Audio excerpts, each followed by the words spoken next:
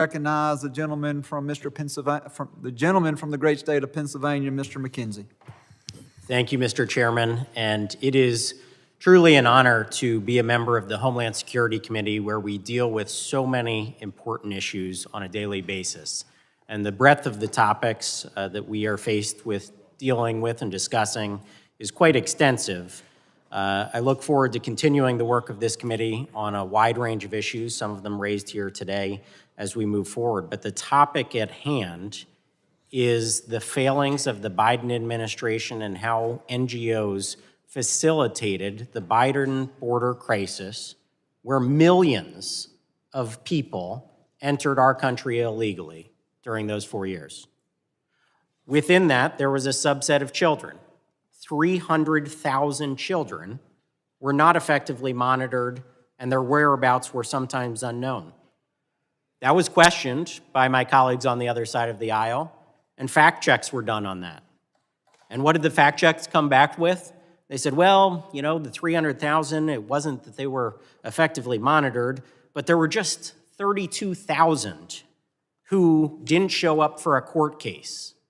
And so they were at a greater risk of sex trafficking, exploitation, or forced labor.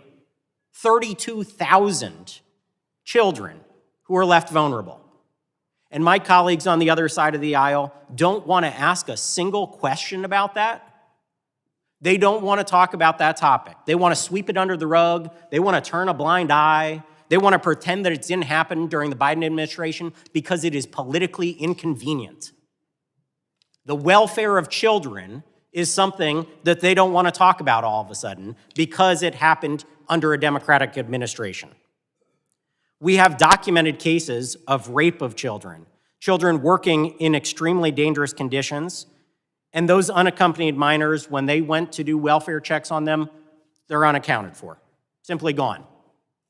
But they don't want to ask any questions about that. They don't want to talk about it. And so we have a responsibility as the adults in the room to govern, to do oversight, to do these questions that come before this committee to make sure every American is safe. And as a state representative, I contacted the Biden administration about this very issue. They didn't respond. I contacted our Democratic governor. He didn't respond. Nobody wants to talk about this issue of missing children in our country. So I am glad that we are having this hearing today because we need to get some answers. And so my first question is for Mr. Howell. I want to understand the flow of money, what appropriation, what line item it was in, where it went to DHS, and how it moved to either states to facilitate the movement of these children or to NGOs. So for the DHS money, most of it went out through FEMA and the SSP program, which was renamed about halfway through the Biden administration. It used to be called something else. But there would be a series of grant-making exercises. A lot of them are publicly posted online where you can see the main organizations that received it. And after that, there are sub-grants and other things. It's very difficult to follow the money all the way from federal government to end recipient, let alone the usage. So it went through FEMA, which is intended for emergency management in situations like we faced in Texas and was just talked about, but the money was gone. It was used for these programs, you're telling me. That's absolutely correct. And they begged for more time and time again. Simply astonishing that the money would be used in that way and not for the safety of the American public in emergency situations. The next question I have is for Ms. Hopper. Who is supposed to have the accountability and responsibility for the well-being of the children? When they move from one agency to the other, does the accountability and responsibility hand off to the next organization?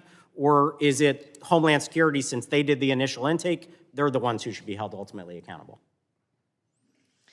It's a very good question. A lot of these agencies are pointing fingers at each other, and without a clear established person or group or agency that's responsible. You had Border Patrol that had 48 hours to move these children, these men, these women through.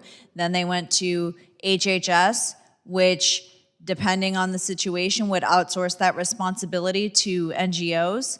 And so without that clear oversight on who was responsible, it makes it challenging to hold people accountable. But at the end of the day, I would look to whoever is issuing the grant. There is a scope, there are deliverables, there is requirements that need to be met, and so the grant issuer is responsible for managing that contract to make sure everything is being met before issuing more monies. I appreciate that. I see my time is expiring, and so I would just like to say that this should just be the start of the conversation about what we can do to protect children in this country, whether it's more accountability that needs to be done at the Homeland Security and officials who were in the Biden administration that let this happen, on worksite enforcement where children are being employed in dangerous, violent situations, and also what we can do to stop anything like this from ever happening again by securing our border and having ultimate accountability throughout the entire chain of custody of these children. I just can't thank you enough for being here today. It's an important topic, and we're going to continue to do oversight as we move forward. Thank you. The gentleman yields back. The chairman recognizes